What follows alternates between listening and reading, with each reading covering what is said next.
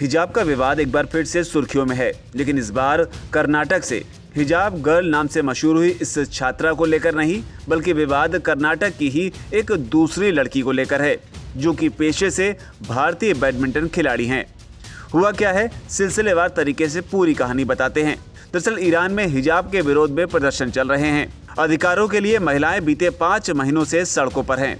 इस बीच ईरान में खेले गए फज्र इंटरनेशनल चैलेंज बैडमिंटन टूर्नामेंट में भारतीय महिला खिलाड़ी तान्या हेमंत को हिजाब पहनने के लिए मजबूर करने का मामला सामने आया है। तान्या ने टूर्नामेंट में स्वर्ण पदक अपने नाम किया था, लेकिन हिजाब पहनने के बाद ही उन्हें ये मेडल दिया गया।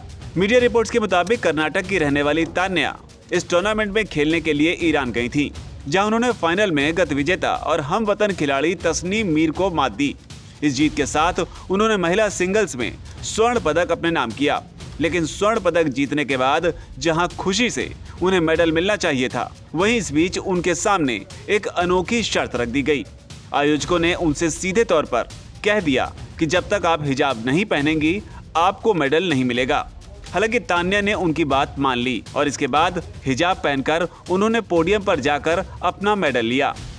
आपको बता दें कि टाइम्स ऑफ इंडिया के सूत्रों के हवाले से लिखा है कि आयोजकों ने साफ तौर पर यह कहा था कि पदक जीतने वाली महिलाओं को हर हाल में हिजाब पहनना होगा।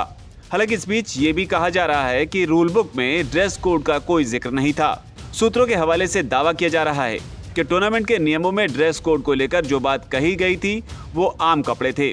दुनिया भर में जहां भी बैडमिंटन खेला जाता है, वहां विश्व बैडमिंटन महासंघ द्वारा निर्धारित किए गए कपड़े पहने जाते हैं।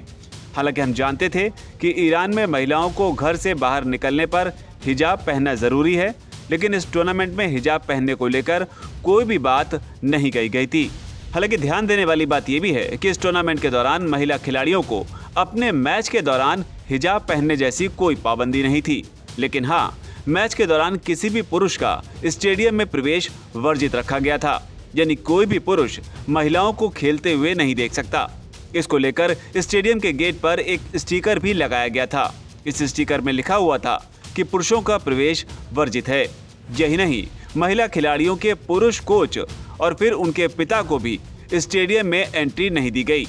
इन तमाम बातों के बीच एक और दिलचस्प बात यह हुई कि टूर्नामेंट में पहली बार मिक्स्ड डबल्स को भी शामिल किया गया, जिसमें महिला और पुरुष एक टीम की तरह एक साथ खेलते हैं। हालांकि मिश्रित युगल वाले इस मैच में दर्शक के तौर पर केवल महिलाओं को ही एंट्री दी गई। यही नहीं, टूर्नामेंट के जिन मैचों में महिलाएं भाग ले रही थी, वहां रेफरी से लेकर सभी छोटे बड़े अधिकारी महिलाएं ही थी।